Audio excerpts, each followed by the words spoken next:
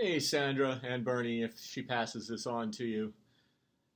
Just taking you up on the offer of submitting character 2, myself, as a stronger and more powerful individual than perhaps you think of me as. Particular situation. I grew up in Charlotte, North Carolina, a very dreamy kid, possibly the least athletic, able-bodied man ever born, dreaming of faraway places on rainy days, staring out the window. Fast forward a few years. That kid got himself on a plane just shy of 24, it's July 2nd, so that anniversary's coming forward, to go to the West African country of Chad to study French and become a teacher in the Central African country of Gabon with no background in travel, in teaching, in French, and in doing so gave birth to myself. Other people thought I was the most likely to quit because I had no background and no business doing what I was doing, except I wanted it. And I wanted it with a full heart. I mean, the word heart, as I think Bernie has pointed out, is related to the word, courage comes from the word heart. That I had and still have. Fast forward to a few years later, about 60 countries in the world, and just to show you, this was my last office staff. If I can do this without catching all the light off the lamps, you recognize me. That's a group of the group I supervise, all Malians except for the other white woman is it was born French, but actually has Senegalese nationality, so she counts as African too.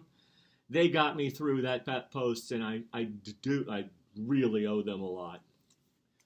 But that was just courage getting me that far. I've also described myself as the least naturally athletic, able-bodied man. Sometime along the way, I decided I was going to push that. This is a certificate. I don't know what you can read, but it attests that I climbed Kilimanjaro in the country of Tanzania a few years back when I was already told that I was a bit too old to do it.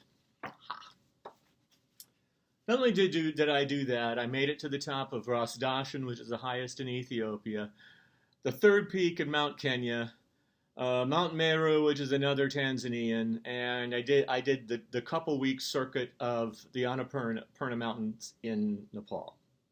Even more than that, a few years after that, I decided that I'd had an interest in martial arts all my life. Well, after that was an age most people don't do that, I walked into a Thai kickboxing gym in Thailand and said, I want to study with the teacher. And I've done that off and on for years. A few years after that, I walked into one of the world's best jiu-jitsu schools, also in Thailand, and said, I want private lessons to learn jiu-jitsu. And I've done that. Now, it's really true that I am not totally awesome, and I sometimes say I'm the least likely beginning student of martial arts. Doesn't have anything to do with it. I enjoy doing it, I'm learning, and it definitely gets me moving, which counts. All of this I bring up as just, I can push myself, I have pushed myself, I've more than once proven to myself I'm more than I thought I could be. And that's a lesson that I know Bernie keeps teaching us, and I have it, I just have to remember it, which is sometimes the challenge. Anyway, thanks for listening.